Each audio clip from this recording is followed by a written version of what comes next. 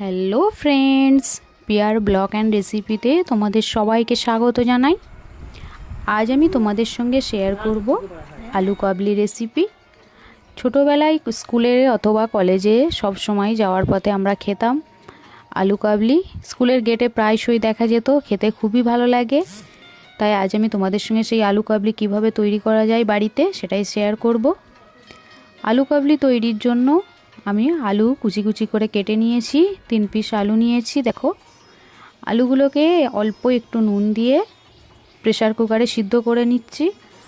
আর নিয়েছি শসা কুচো করে, গাজর কুচো করে, লঙ্কা নিয়েছি, লেবু 1 পিস। আলুটা সিদ্ধ হয়ে গেছে। আর দেখো লাগছে ছোলা, কাঁচা ছোলা, কলানো ছোলা নিয়েছি আমি।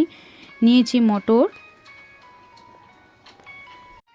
অল্প একটু তেঁতুল আগে থেকে কাই বার করে নিয়েছি জলে গুলে।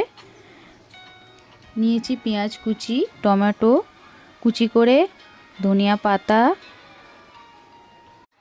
এবার সবগুলো উপকরণ একসঙ্গে মিক্স করার পালা।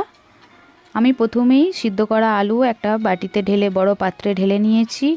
দিয়ে দিচ্ছি কলানো ছোলা, দিয়ে দিচ্ছি মটরশুঁটি, মটর দিয়ে দিচ্ছি, গাজর কুচি করে রাখা দিয়ে দিচ্ছি, দেখো ধনিয়া পাতা, শসা, লঙ্কা, পেঁয়াজ, অল্প একটু তেঁতুলের জল, লেবুর রস, সরষের তেল, অল্প একটু বিট নুন পরিমাণ মতো দেবে। দিয়ে দিচ্ছি চাট মশলা, দিয়েছি অল্প একটু সাদা নুন যাতে টেস্ট আরও সুন্দর হয়।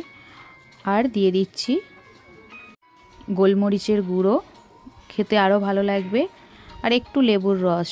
সবগুলি উপকরণ একসঙ্গে দিয়ে ভালো করে মেখে নিয়েছি। আর ওপরে একটু ছড়িয়ে দিয়েছি চানাচুরের গুঁড়ো। দেখো, দেখতে খুবই সুন্দর হয়েছে, খেতেও খুব সুন্দর, ঝাল, টক ঝাল মিষ্টি মিশিয়ে। তোমরাও বাড়িতে এইভাবে অবশ্যই ট্রাই করবে। আর হ্যাঁ বন্ধুরা, যদি তোমাদের ভালো লাগে আমার চ্যানেলটিকে অবশ্যই সাবস্ক্রাইব করবে, লাইক, শেয়ার, কমেন্টস করবে। বাই।